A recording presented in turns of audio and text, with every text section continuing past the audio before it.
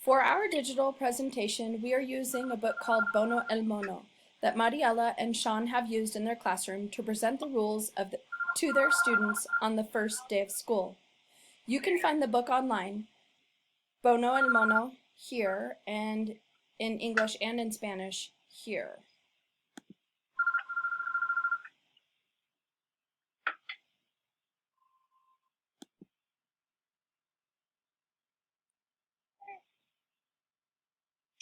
We have used this print text for several reasons. In the next few slides, we will give background on why we use this story.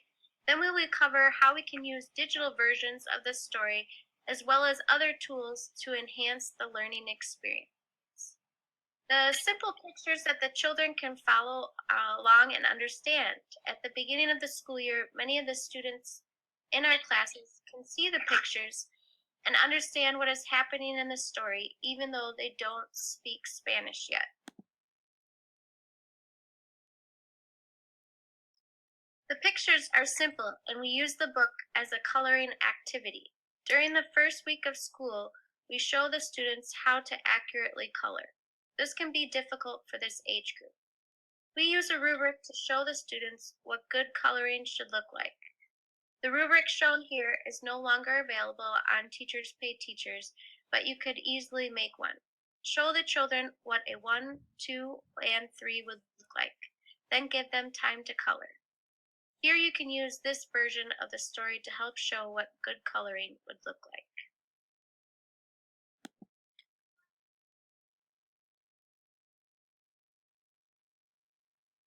In addition, it's a simple text. The text is repetitive and simple. The students can easily chime in.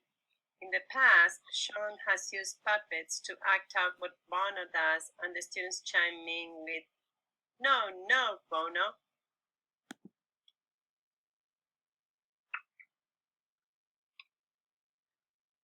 Because learning the rules of school on the first week in kindergarten is so important, we use the book to talk about how sometimes we make mistakes because we don't know the rules. They love that Bono does not know the rules and then learns them. We talk about a growth mindset and how Bono does not give up even though he makes a lot of mistakes at the beginning of the year.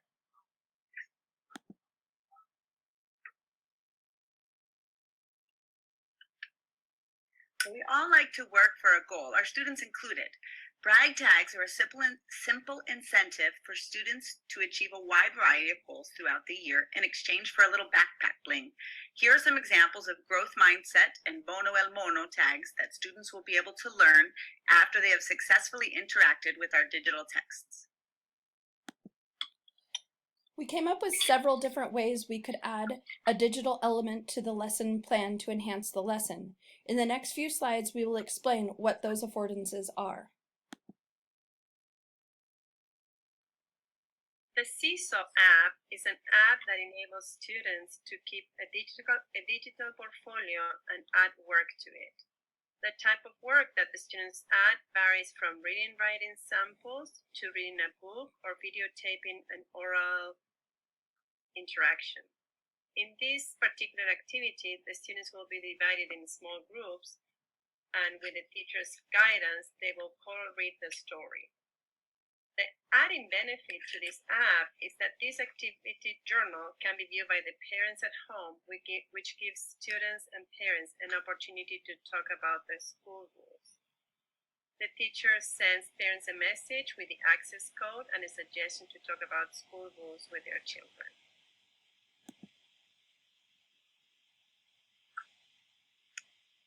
Chatterpix and Blabberize add a fun audio component to a picture either taken by a camera or uploaded to the website.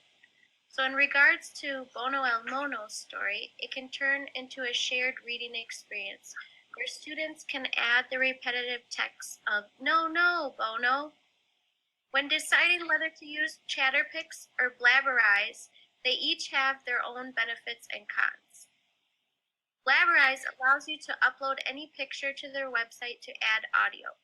What was difficult was creating the mouths to match the picture as seen in the example above.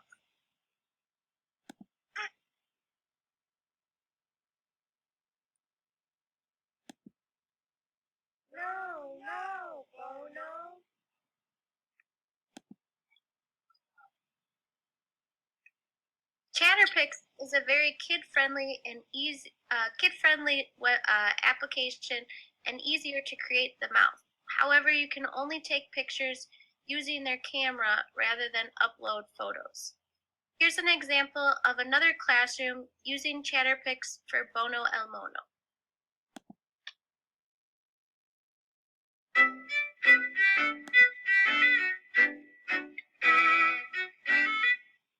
Hello, my name is Bono, and I'm going to tell you the rules. Please wait your turn when you are playing with the toys. Stay on your feet. Raise on your hand. We walk in the hallway. Be nice. Listen to your teachers and friends.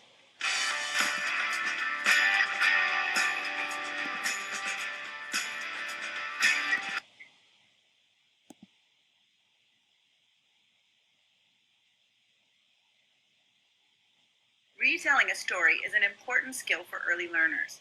Using the app Toontastic 3D, we will be able to use the story of Bono the Mono to go beyond simply teaching important classroom policies and procedures to teach some basics of retelling a story as well. So students can begin to understand and apply some essential vocabulary like first, next, finally, and beginning, middle, end as they work together to retell one of the lessons Bono learned with this interactive story app. Pairs of students will begin by identifying the crazy behavior that Bono displayed. Bono ran, Bono talked all the time, etc. Next, students will identify the point that Bono learned his behavior was a problem when his classmates corrected him. And finally, the students will identify how Bono corrected his behavior and made good choices in the classroom. So after the students have identified these three parts of the video, they can work together with a partner to create a short cartoon to retell one portion of the story. This particular app is suggested for ages 6 and older, but it actually began as Toontastic Junior for preschoolers and is really still easy for younger learners to use. We have a little video clip here that my 4-year-old nephew made to help me out, and it took him about 5 minutes to make it. So it's an incredible user-friendly platform which can be used to make any story come alive for young learners.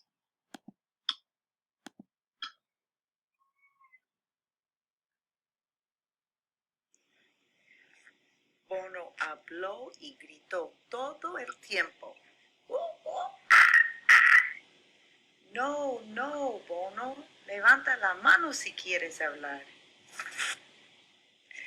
Bono era listo, pensó y pensó. Entonces levantó la mano para hablar. Some added benefits are that this video can also be exported and saved to a portfolio app such as Seesaw, which we mentioned earlier, or can be sent to parents via email as well so they can see what their children are learning.